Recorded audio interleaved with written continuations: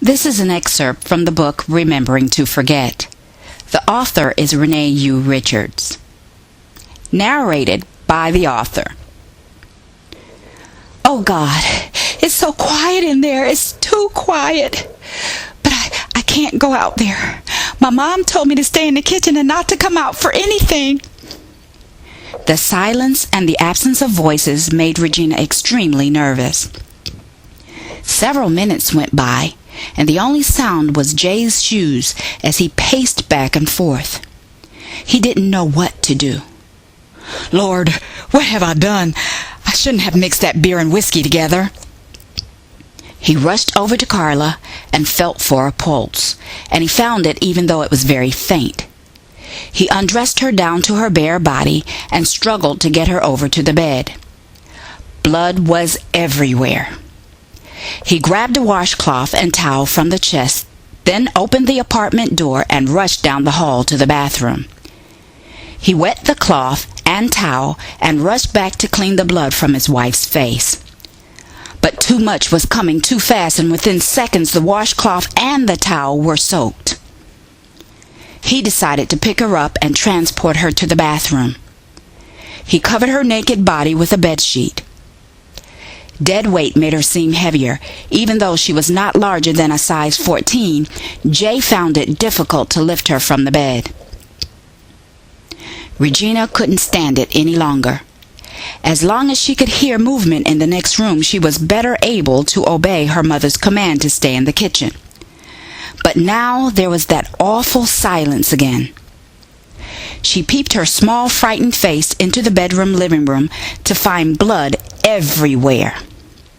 This sight propelled her to boldness, and she looked over towards the entrance that was left standing wide open. She tiptoed out of the apartment and walked slowly and close to the wall to where the blood trail on the floor led. She arrived directly in front of the bathroom door as Jay placed Carla's naked, blood-drenched body into the old-fashioned freestanding tub filled to its capacity with water. He lowered her in, and instantaneously it changed from clear to dark red, and the weight of her body caused the mixture to overflow onto the linoleum floor. Carla's head slid under the water, and Jay scrambled to pull it back above. "Mommy!" Regina yelled, and Jay jerked his neck in the direction of the small voice. She was scared by the glazed look in his eyes and the unknown condition of her mother.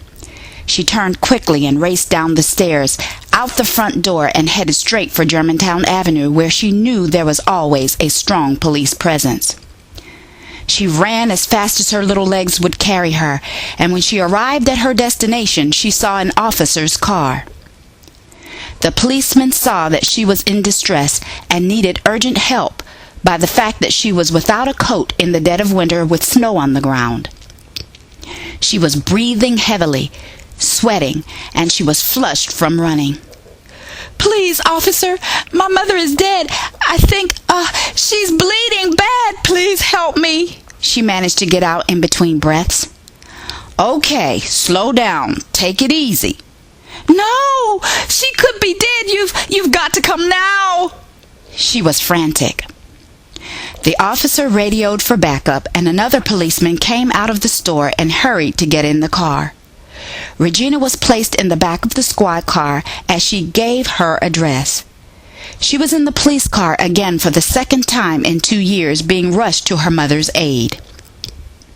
Regina explained what caused her to scurry out of her home in such a hurry, and the information was given to headquarters by radio. When the car pulled up to the house, Regina jumped out and rushed up the stairs. Both officers kept pace with the child, and they noticed the smeared blood which led to the closed bathroom door. The apartment door was closed as well, and the officer knocked hard. "Open up! It's the police!"